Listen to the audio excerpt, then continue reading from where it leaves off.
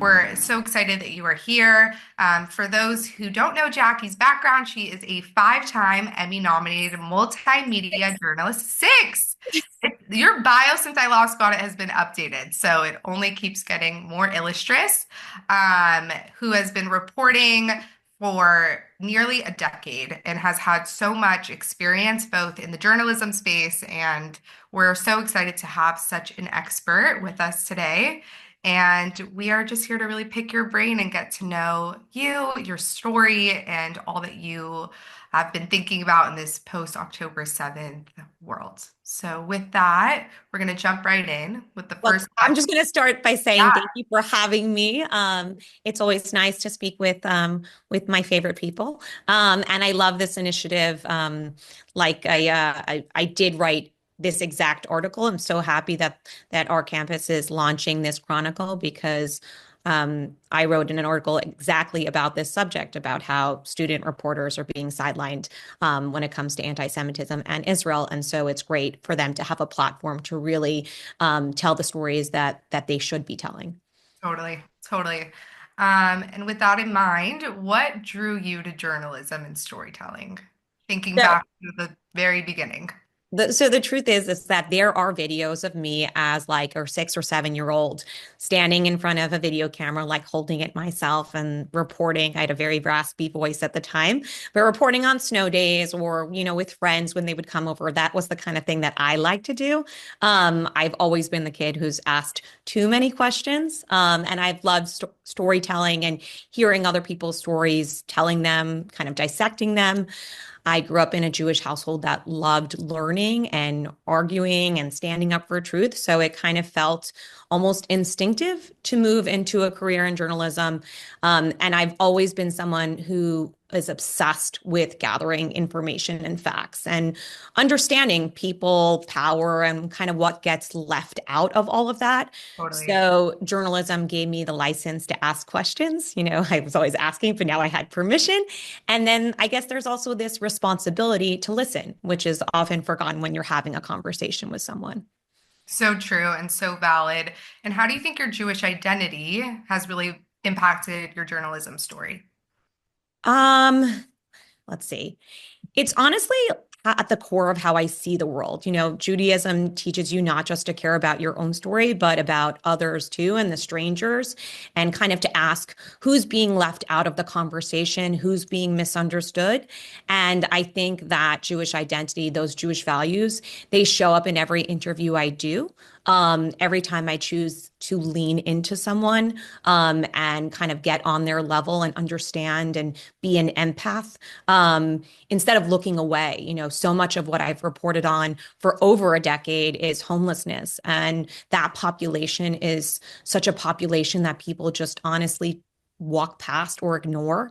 And the Jewish value of, helping the stranger is something that I really internalize and execute when I'm in the field telling those stories. Like I've laid on the floor with someone who's been on the floor, in a camping out for the night. I've gone inside tents that people live in. I've really gone on people's level to really connect with them. And I think that Jewish identity can be a unifier. It doesn't actually separate you.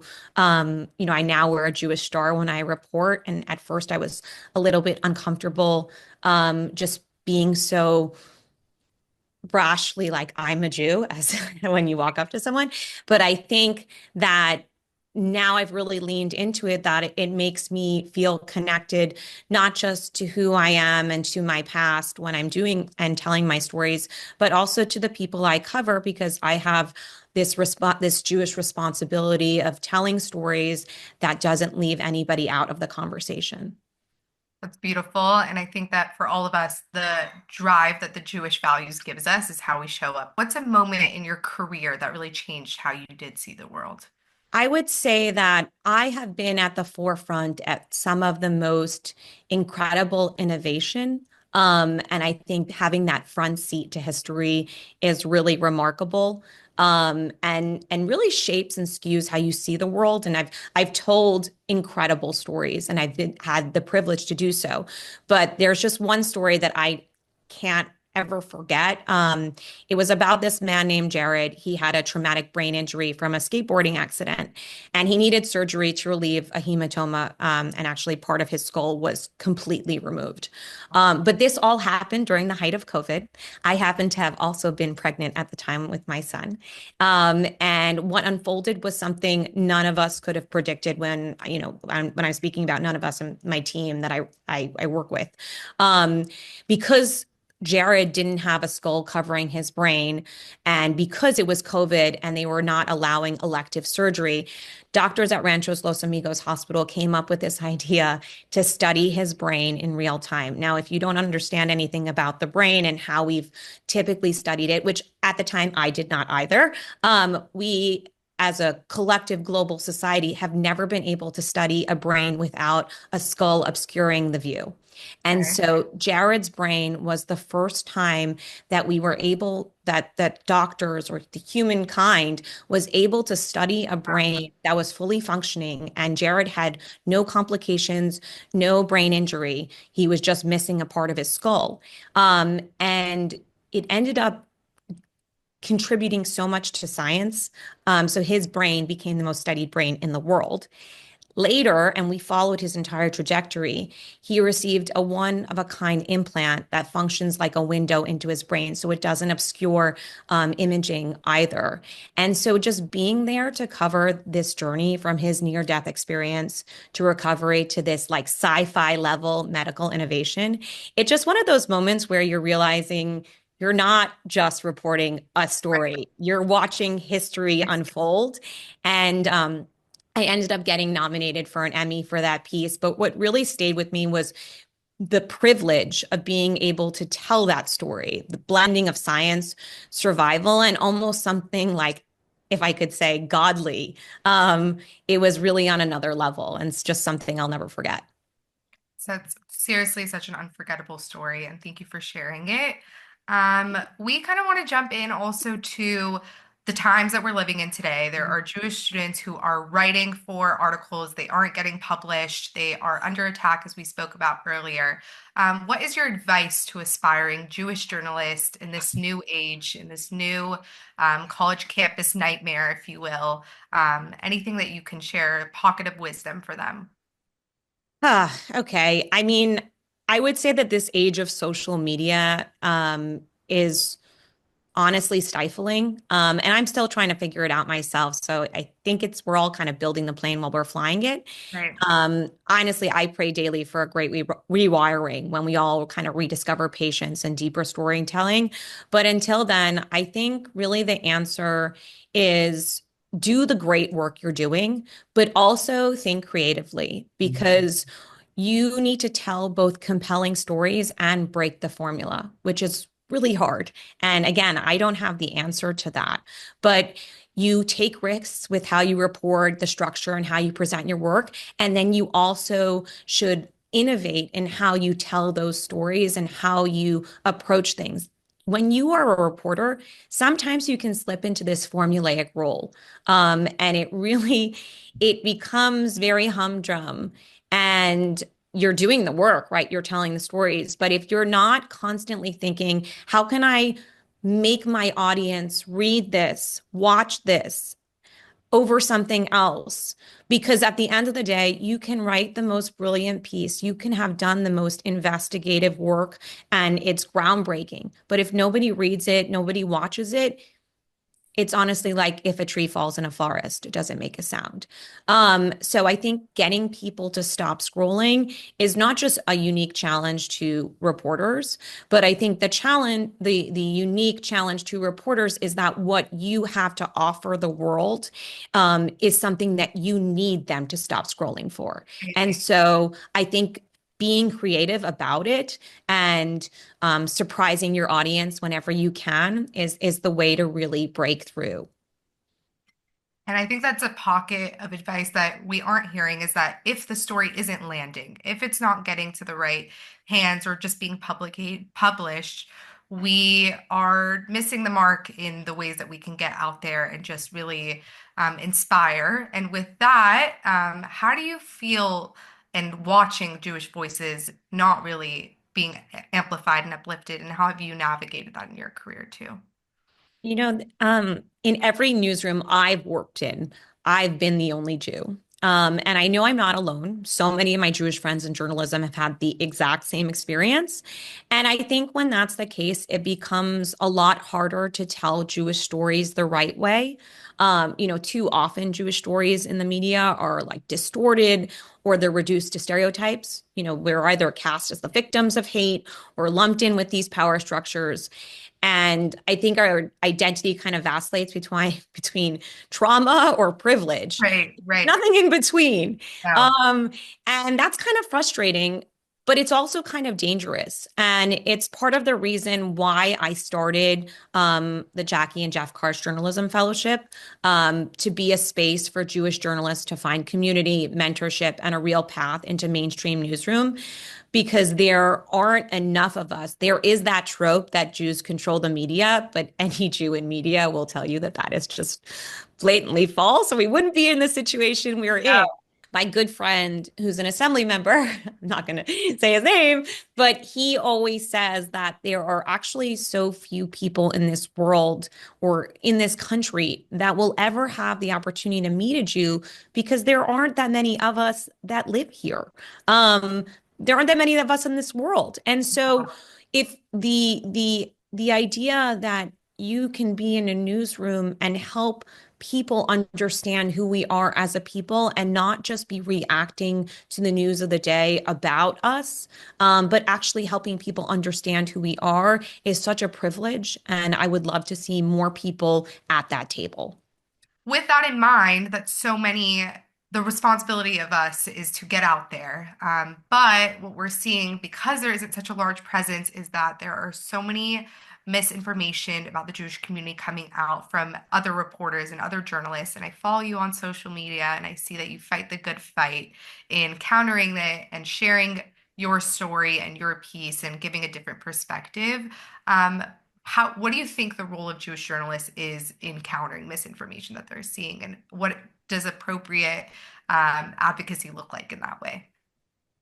Um, I think that I really operate under this like principle Jewish value, I guess, of like hineni. Here I am, right? It's not about being perfect or profound. It's about showing up. And that's really matters, especially when it's hard to do so. And that's why I try to do it as a journalist and as a Jew, is I show up for the stories that are uncomfortable. Um, when I don't think that things are being told in the right way, I'm going to call it out. Um, and it's also about being balanced. I am a big believer in facts first. And I think that sometimes in the social media age, we are so focused on feelings and we forget about facts. So I remind people all the time that you need to have the facts before you do anything. Not everybody on social media is a journalist, but if you're choosing to be a journalist, you have to be facts first. I think the problem with social media is there's no room for nuance, right? It's either good or bad. It's either viral or non-viral. And that's what social media has created. But if you truly believe in truth telling, there's shades of gray and there's a lot that happens. And I trust that the world or the people that you're speaking to when you have a platform are smart enough that if you give them the facts, they can make their own decisions. Sure. I am very opposed to the term influencer. And I talk about this a lot because, there was no term influencer 15 years ago. Why? Because people were provided with information and then they formed their own opinion. There were opinion columnists, right? They gave you a different perspective, but their job was not to influence you, to tell you what to think or how to think. And what happens when you do that, when you let that happen to yourself, you stop thinking for yourself. And we all should be independent thinkers and collect almost like a vacuum of information and absorbing all the different perspectives. Because when you put your head in the sand and you are only listening to one perspective or the perspective that you agree on, you're not actually understanding the world. You're looking at it from a very, very cloudy lens. And I think that's so relevant for college campus students who the word influencer has just taken over the social media platforms, but then Yeah. also in the way that students are showing up. They see a protest go on and they just want to join it because they feel like that's what they should be doing and not really getting behind the scenes and understanding the nuance. And of course, having the facts presented in front of them and leading with facts. Right. So how do you cover heavy and emotionally charged topics that you see aren't facts first and are doing your best to kind of navigate sometimes reporting on something that you may disagree with yourself? Listen, there are a lot of subjects in my professional career that I have not agreed with personally. I'm not going to name them because I genuinely try to be an unbiased reporter, especially in my work. Um, but I think it's really about this idea that we all walk around with emotional armor. But what we need to do is kind of let those walls down, um, and be willing to meet other people where they are and really to understand where the story is, and recognize the humanity in somebody else. That's where real storytelling begins. I mean, it is not easy to report on heavy subjects. So if we separate out covering Jewish stories versus covering just the other work that I do. I mean, I talk to people who have been through the most horrific pain that is raw and visible. And I think that again harkens back to the Jewish value of really meeting somebody where they are, getting on the floor with them, holding their hands. I mean, I have held hands with people that haven't touched another human being in years because they've been living on the streets. And sometimes it's not about asking the perfect question, it's about showing someone that they're not invisible. So I think there's really that human aspect. And then when you come to telling Jewish stories, I think I see the power of the pen or the power of a camera as a way to reach out beyond our chamber, our echo chamber, and really that's where I see it. I think it's wonderful that there are people that speak directly to our community and give us the voice of what to say and how to say it. But at the same time, the real power for a journalist when you are telling our stories or the stories of Israel is really being able to help somebody else understand. And you might come with it with all of these preconceived ideas or knowledge, just basic knowledge that most people don't have. And I think really getting in their level on their level, understanding who you want to write to and where they might be starting from. And I don't necessarily say you want to carry them to a certain point, but you want to give them a map. Like, here is what's happening. Here's your map. You can either meet me there at where I'm thinking, or you can go in a different direction, but you have all of the facts. And I think that's what is the most crucial piece of your work and what we've seen you do across so many different social media platforms, whether it's on X, on Instagram, your journalism in the newsroom. What is it like for you to manage all of those and also show up as the authentic Jacki Karsh, who's a mother to gorgeous children and is a powerhouse in the Jewish community? How do you even show your authenticity in those places too? Well, I just want to say one last comment on the previous thing. So, I didn't cover anything Jewish before October 7th. I'm an October 8th journalist. Some people Yeah. that say October 8th Jew, I'm an October 8th journalist. Um, but since then I've written a lot of thought pieces and investigative pieces on Jewish topics in Israel. And one that I am currently writing is about the mothers of hostages. And, as we approach Mother's Day.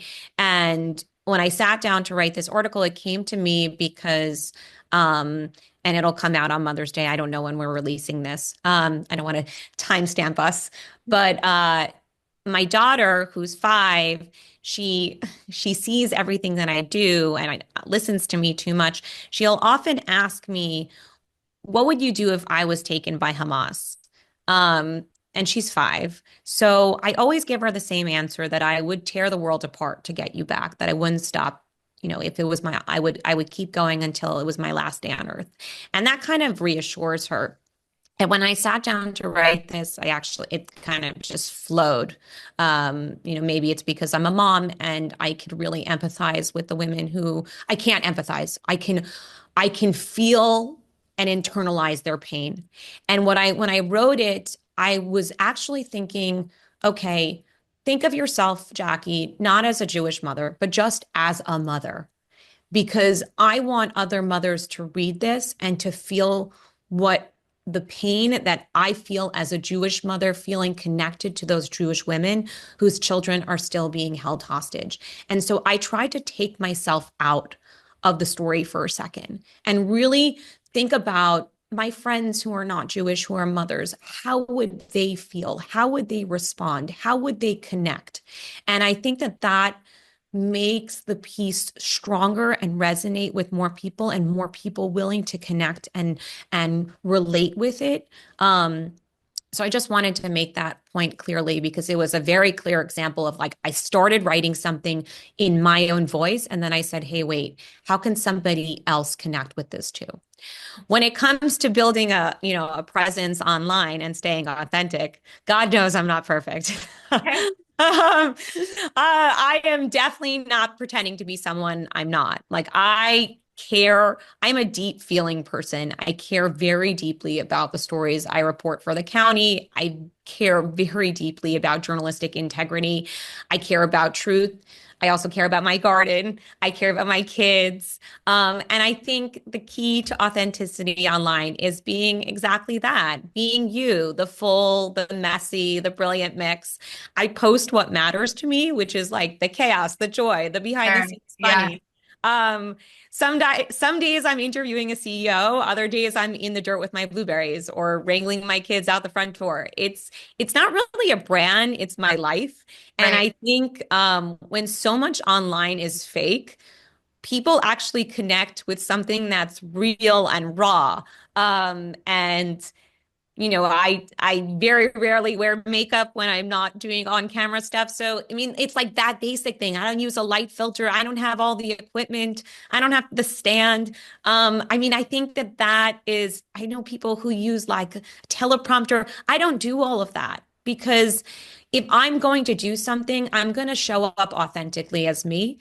And I think that people relate to that, because you I don't want to be an aspirational life. I want to be a relatable life. I want you to see yourself in me, and in that way, maybe I should be a little bit more filtered and guarded, but I've always been, you either love me or you hate me. I am as I am. Take me as I am. And I think it shows in every aspect of your social media that you are the dirt, you are gardening, but it's the passion behind it that people are drawn to. It's the way that in this post October 8th journalism that you have been able to inspire and are just being sought out for the way that you are relating. I know the other day we were talking about how you were sat next to Noah, the hostage who has returned and was saved by the IDF. And there was someone sitting next to you who was pushing for answers, but you showed up wholeheartedly, knowing that if you just engage with her, give her the space, that the story will come and you will be there to meet her where she is. And I think you explained that perfectly. And it's really just a beautiful ending to this interview, because even in your normal human interactions, when you aren't on screen, when you aren't writing, you show up as someone who has the most empathetic heart to hear stories. And I think that is only a testament to why you're so successful in your career today. And we're so honored to be able to hear from you. Thank you so much. Well, thank you for having me. I'm excited to hear and see what, all of the amazing team produces and the students. I'll be the best cheerleader on the sidelines. I'm always excited to read and and watch student journalism because I think it's really your opportunity to find out what kind of journalist are you. I have a very distinct style, and I think everybody should develop that very distinct style of how they report, while also maintaining, an authenticity and a fact-finding mission of who you are. But I'm super excited about this project, and I think it couldn't have come at a better time. And, I think a lot about, um, you know, people say that why did the Holocaust happen? Why did the Holocaust happen? And then, there was this great buildup afterwards, and Jews came back stronger and built these incredible worlds all over the world and got Israel. And I think about, can there be anything positive from the depths of horror that we experienced on October 7th? And what I've seen is that Jews have really mobilized and showed up. And what has given me the greatest hope is that students on campuses have mobilized and shown up in ways that we haven't seen in a generation. And I think that that's a really impressive, that let's just say it's not an easy thing. And I'm very impressed and kind of emboldened and excited, by this idea that young people, I'm still a young person, but younger people are rising up and rising to the occasion, whether that's in Israel, in the IDF, or on campuses all across America, to really be the voice of this Jewish generation. And are meeting the moment with pride and with such Yeah.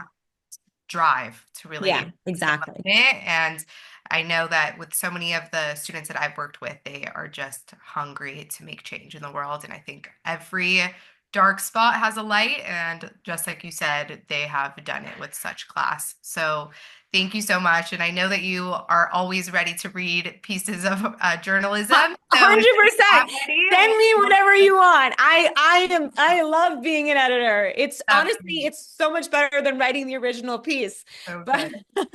Look at it with your eyes. So, Jackie, thank you for your time today, really.